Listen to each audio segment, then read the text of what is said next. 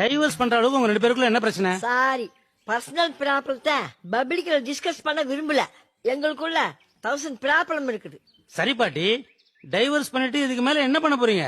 ஏதாவது ஐடி கம்பெனில வேலைக்கு சேர்ந்து லேடிஸ் ஹாஸ்டல்ல தங்க போறேன். 5 days உறக்கும், 1 day rest, 1 day weekend party. ஏப்பியா லைஃப் என்ஜாய் பண்ண போறேன். ஆஹா, காலத்தின் கொடுமையடா சாமி இது. வீடு தின்னன்னு படுக்க வேண்டிய வயசுல வீக்கெண்ட் பார்ட்டியை பத்தி இந்த பொக்கவே வச்சுன்னு பேசுறீங்க, நியாயமா இது?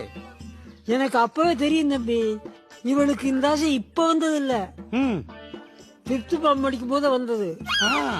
அடியே, ஐடி கம்பெனி எல்லாம் முன்ன மாதிரி இல்ல, ரொம்ப டல் ஆயிடுச்சான்.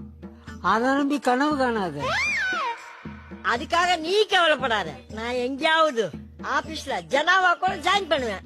பாட்டி, உனக்கு ஸ்டெனோ வேலைன்னா என்னன்னாவது தெரியுமா? போடா மடப்பையில, பெரிய பில்டிங் கம்பெனில ஸ்டெனோவா இருந்தேன். அப்பதான் இந்த கருமத்தை லவ் பண்ணி கல்யாணம் பண்ணேன். அப்பவே ஜாக்குன்னு ஒரு வெள்ளைக்கார பையன் என்ன லவ் பண்ணா. நம்ம கலாச்சாரத்தை மீறக்கூடாதுன்னு நான் இவருக்கு கழுத்து நீட்டி பின்கோசு சீலை கட்டிட்டேன்.